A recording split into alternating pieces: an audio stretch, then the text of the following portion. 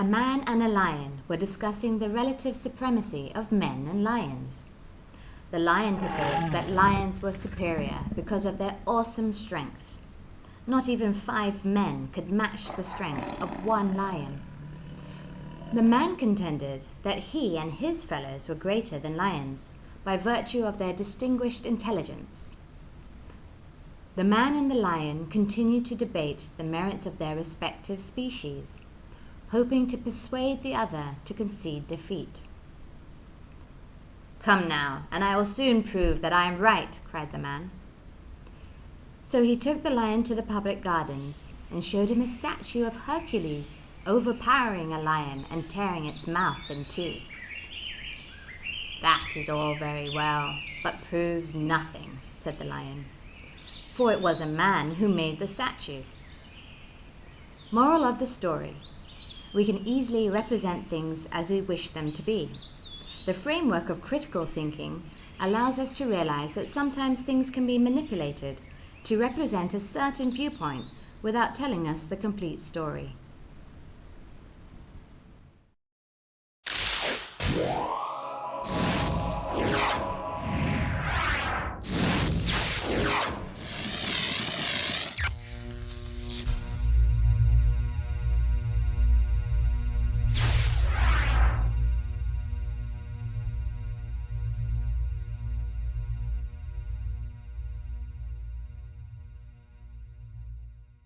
An important issue in critical thinking is determining the credibility of the evidence that you encounter.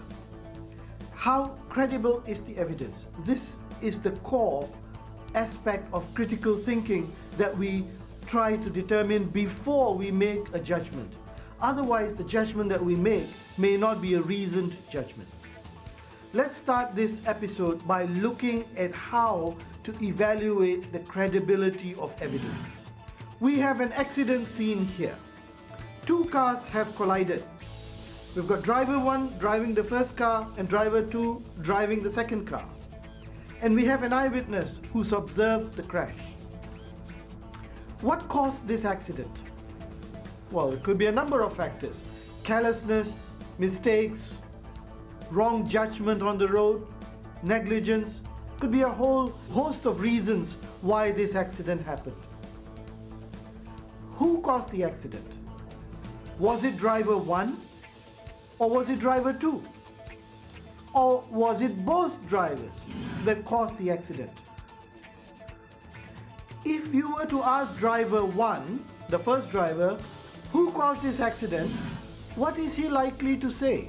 Is he likely to say that it's his fault? He caused the accident? Is that likely?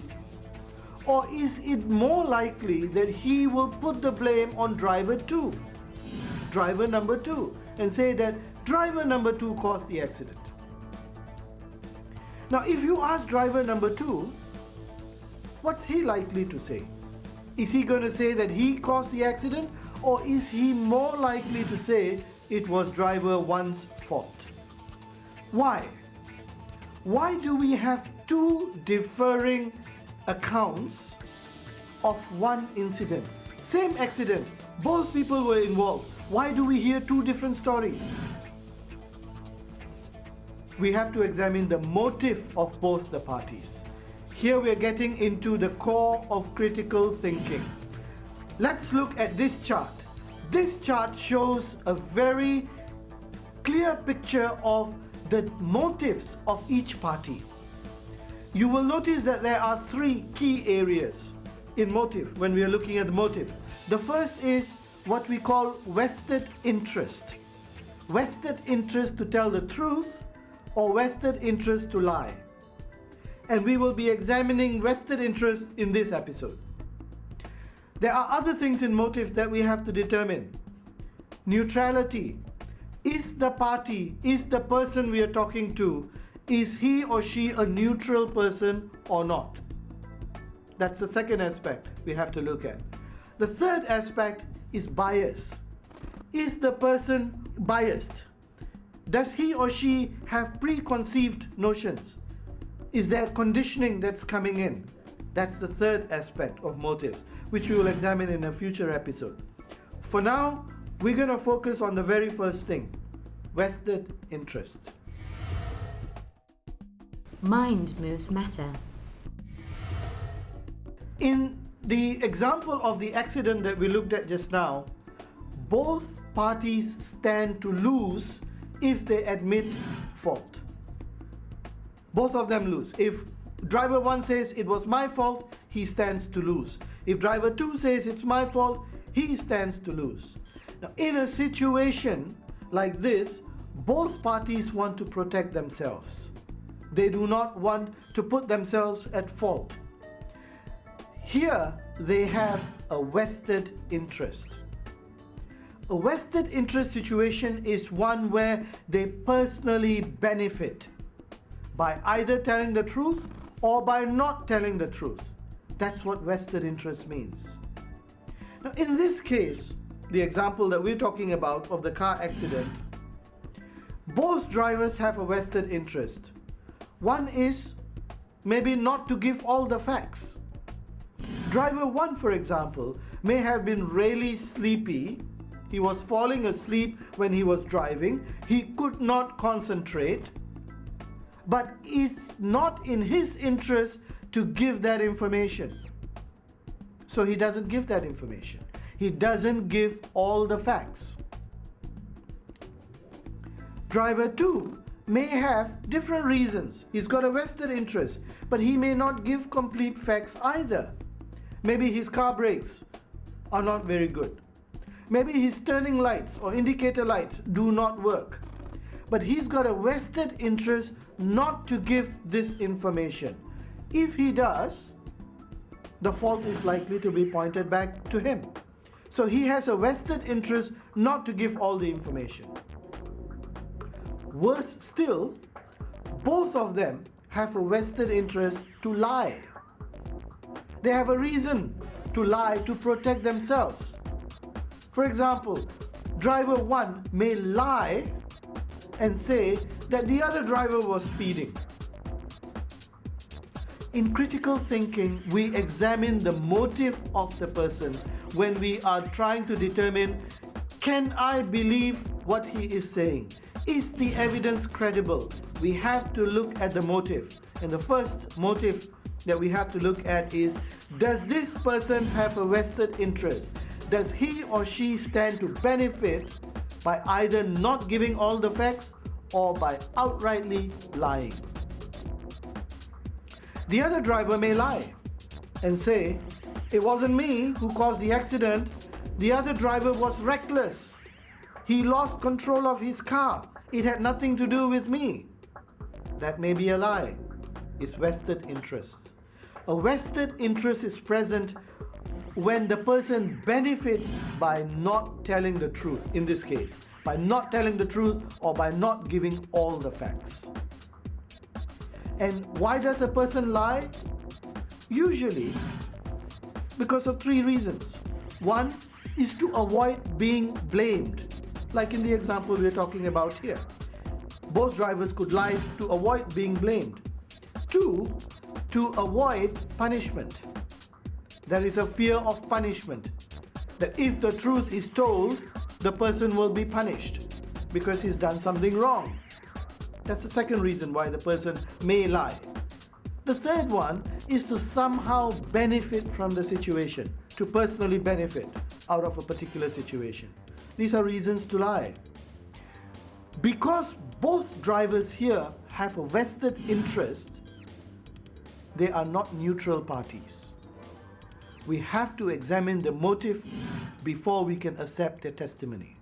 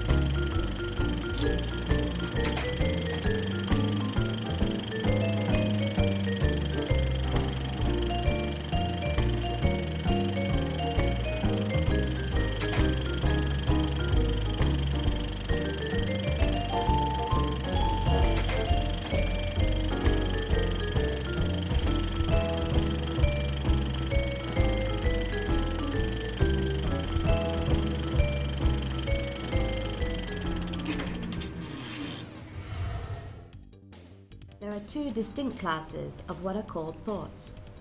Those that we produce in ourselves by reflection and the act of thinking, and those that bolt into the mind of their own accord. While both drivers have a vested interest, what about the bystander who saw the accident? Does the bystander have a vested interest, or is the bystander a neutral party? A neutral party is one who does not stand to benefit from the situation. There is no reason to lie. There is no reason to distort the truth. There is no reason not to give all the facts. That's a neutral party. Neutral party does not benefit by not telling the truth. If we take the example of our car accident, there was a bystander, a person who was standing at the side of the road who observed the accident. Is this bystander likely to be a neutral party? Yes, because he has no reason to lie. He has no vested interest. He doesn't have a vested interest because he's not involved in the accident. He's not involved in the situation. He cannot be blamed for the situation. He cannot benefit from the situation. He is really someone who is observing what's happening. So no vested interest because he cannot benefit, he cannot be blamed, and he's not involved. Do all bystanders become neutral parties? Not always. Neutral parties are not involved in the situation, but when neutral parties are somehow involved, they may no longer be neutral. Let's go back to our accident example just now. We've got driver 1 who's got vested interest, we've got driver 2 who's also got a vested interest, and we've got a bystander. Now, what if this bystander is related to driver 1? For example, what if he is driver 1's brother? Would that make him still a neutral party? Or would that reduce his neutrality? What if the bystander is driver 2's friend? A friend of driver number 2. Would you still consider his evidence to be neutral? Or does he now have a reason to maybe not tell the complete truth? That's possible. So when you are looking at evidence given by bystanders, people who are supposed to be neutral parties, you have to examine if their neutrality has been reduced. When a person does not have a vested interest, but is not neutral either, we say that the person is biased. A biased person is one who has a reason to support someone close to that person. He may be a family member, he may be a friend, or he may be supporting someone that he admires. All three factors cause biasness. And when a person is biased, you cannot expect the person to be neutral. A biased person does not personally benefit by lying or by not telling the full truth, but he may do so to help the other person, his family member, a friend, or someone whom he really admires. That is still biasness. This is biasness in a good way. Now, there may be biasness in a bad way. A neutral person may lie or distort the truth if he doesn't like one of the parties involved. Now, maybe there is some form of animosity between him and another party. Maybe there's hatred. Maybe there's jealousy. Maybe there are other negative emotions. When a person is biased negatively towards another, we say that he is prejudiced. So biasness and prejudice both reduce the neutrality of a person. Let's take this example. Farid is jealous of John's sports car. And Farid witnesses John get into an accident. So John has an accident, Farid is there witnessing the whole thing. Now, can Farid be relied upon to tell the truth about how the accident occurred? Is he a neutral party? Or is he prejudiced because he is known to be jealous of John's sports car? Will he tell the truth or will he distort what he saw? Will his prejudice affect his evidence? That is what we have to determine. Let's look at a few examples. In this case, a person is accused of theft. Does she have a vested interest to lie to protect herself? Is she a neutral party? She's not a neutral party. She has vested interest. Does it mean that she will definitely lie to save herself? Of course not. She may tell the complete truth. But when we examine the evidence, the credibility of the evidence, we have to determine whether the person has a vested interest or otherwise. Let's take the second example here. This is a judge in a courtroom. Does the judge have a vested interest? Or is the judge a neutral party? Now, the judge's profession requires him to be a neutral party. A judge cannot have vested interest, cannot be biased, cannot have prejudice. That is part of the occupation. So a judge is a neutral party. He is deciding the case. If there is an eyewitness who saw the theft taking place, can we accept the eyewitness testimony? It depends. Is the person a neutral party or otherwise? An eyewitness who is a bystander cannot have a vested interest unless the factors that we mentioned earlier come into play. Jealousy, dislike, animosity, hatred, and all the other negative feelings. Neutrality can be reduced if the person who is giving the evidence knows the parties that are involved, wants to help the parties that are involved, is fearful for some reason or other of telling the truth, and one way or another may stand to benefit from the situation. If these factors exist, then neutrality will be reduced. Let's look at the following example to illustrate motive also. We have a situation where a customer wants to buy a new TV set. So he approaches John, who's a salesperson, and John sells brand X LCD TVs. The customer wants to know comparison between a brand X TV and a brand Y TV.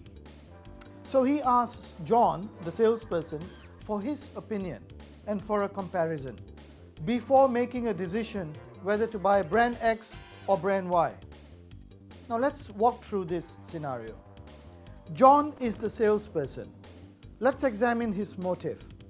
First of all, let's look at the vested interest to tell the truth or to lie or not to tell the full truth. Vested interest, as we have seen earlier, consists of a few elements. The first is to protect oneself. In this case, it doesn't apply. John does not need to protect himself. The second element is fear of punishment. Does not apply either. The third element is financial gain. Now, in this situation, in our scenario, financial gain does apply. It is the element which could cause John, the salesperson, to either tell the truth, not tell the full truth, or to outrightly lie. This is an element which could persuade him to be less than completely honest. The fourth element is one of professional requirement. This does not apply in our case. The fifth element is of religious belief. Again, in this case, religious belief does not come into the picture. So we move from a vested interest to tell the truth or otherwise to looking at neutrality. Is John a neutral person so that the customer can accept his advice unquestionably? Let's have a look. Neutrality comes from two main elements. First is a person is neutral if he has no reason to lie. That is, he's not involved in the situation and does not stand to benefit from the situation. In our case, John does stand to benefit if he makes a sale of brand X LCD TV. So John cannot be considered to be a neutral party because he has a reason not to tell the complete truth. Next, the second element of neutrality are the factors that reduce neutrality. There are a number of factors. One of them is fear, which in this case doesn't apply. The second factor is personal gain or inducement. Do you think personal gain comes into the picture with John in our scenario? Of course it does. He stands to gain personally if he manages to sell brand X TV. The third factor for neutrality is biasness. Is John a completely neutral person or is he biased?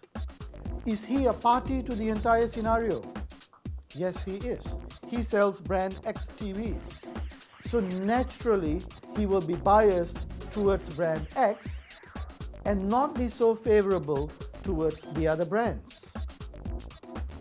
When you examine an argument from the perspective of motive, you see that there are a lot of elements which should cause us to step back and re-look the argument to see whether there is a vested interest or otherwise, to see if there's neutrality or otherwise, and to see whether there's biasness. Let's summarize what we have discussed in this episode. When we are determining the credibility of personal evidence, the first thing we have to do is determine the motive of the source. What is the motive? Does the person have a reason to tell the truth or does the person have a reason to lie? We have to determine vested interest. Does the occupation of the person determine that he must be a neutral party, a judge, for example, or does he have a vested interest? Does the person have religious beliefs that compel the person to tell the truth? Is the person a neutral party, one who doesn't stand to benefit? Or is the person one who is a neutral party but neutrality has been reduced due to a number of factors? We have to examine the motive of the evidence.